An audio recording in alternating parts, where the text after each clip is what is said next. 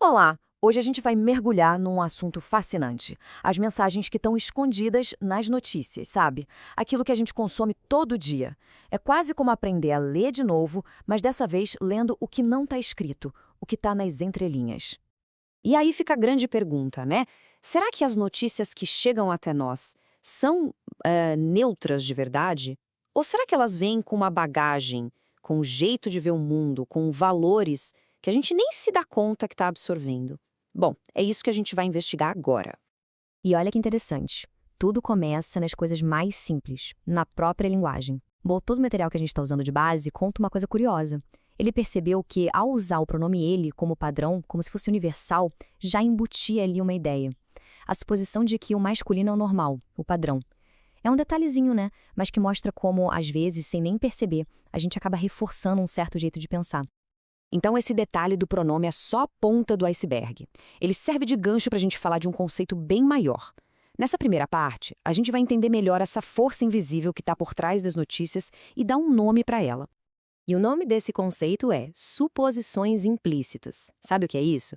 São aquelas ideias que não estão escritas com todas as letras, mas que o texto assume como se todo mundo concordasse. É como se fosse o alicerce de uma casa que a gente não vê, mas que sustenta toda a estrutura da notícia. Isso se conecta perfeitamente com o que diz o professor de jornalismo Andrew R. Klein.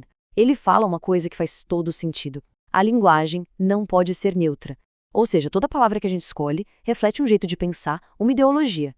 Falar, no fim das contas, é sempre um ato político. Não tem como fugir disso. Mas aí você para e pensa, por que é tão difícil perceber essas suposições? A resposta é, porque elas estão por toda parte. A cultura ao nosso redor reforça essas ideias o tempo todo, até que elas parecem normais, tão normais que a gente nem nota mais. É quase como o ar que a gente respira, sabe? Tá ali, mas a gente nem pensa nele.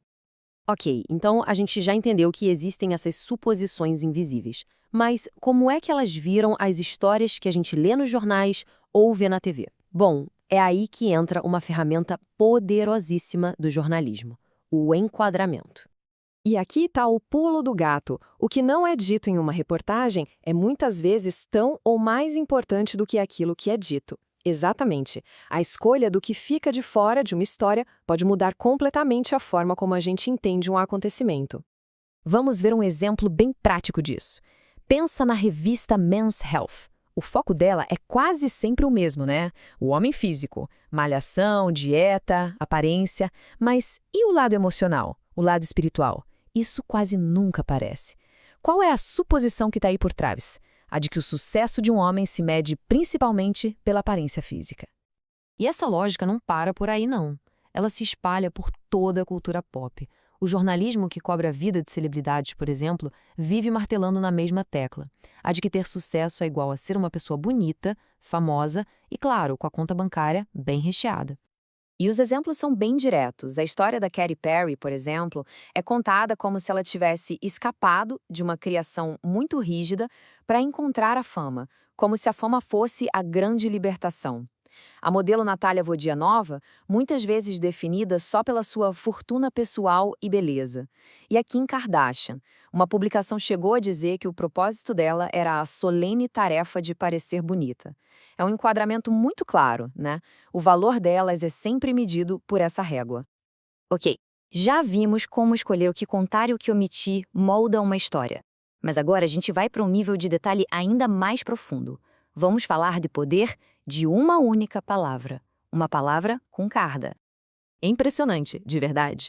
Uma única palavra pode mudar todo o clima de uma frase. Trocar uma palavra por um sinônimo pode levar uma notícia de um tom neutro para algo super positivo ou, o que acontece bastante, para algo bem negativo. Olha só esse exemplo. Chamar alguém de bem desenvolvido soa quase técnico, né? Neutro. Agora, se a palavra usada for obeso, a coisa muda. Obeso já vem com peso, uma carga negativa, um julgamento.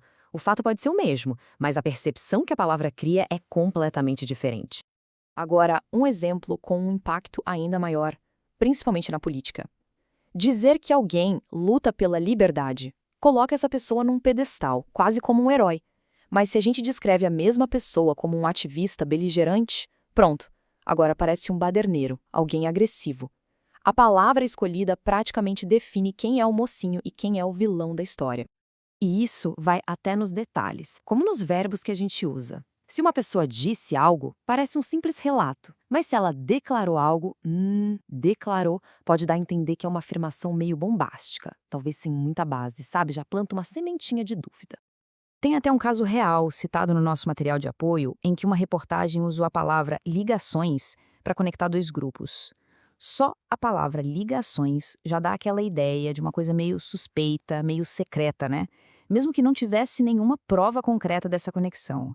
É um jeito muito sutil de manipular a percepção usando só o vocabulário. Certo, diante de tudo isso, a pergunta é: como a gente pode se proteger? Como a gente pode ler as notícias de um jeito mais inteligente? É isso que a gente vai ver agora, na nossa última parte, um kit de ferramentas para uma leitura mais crítica. Mas um ponto muito importante. O objetivo aqui não é sair por aí desconfiando de tudo e de todos, virar uma pessoa cética. Nada disso. A ideia é o contrário, é ter mais ferramentas para a gente se tornar um leitor de notícias mais consciente, mais ativo, mais inteligente. E como a gente faz isso? Com 4 passos simples para uma leitura ativa. Primeiro, leia de tudo um pouco. Busque fontes diferentes, principalmente aquelas que pensam diferente da gente. Segundo, saiba quem é o dono do jornal, do site. Conhecer a fonte ajuda muito. Terceiro, tente ter uma visão mais ampla, buscando fontes de outros lugares para entender o cenário completo. E por último, o mais importante de todos, questione. Se pergunte sempre por que usaram essa palavra e não outra. O que será que ficou de fora dessa história? Então, para fechar, fica aqui uma provocação.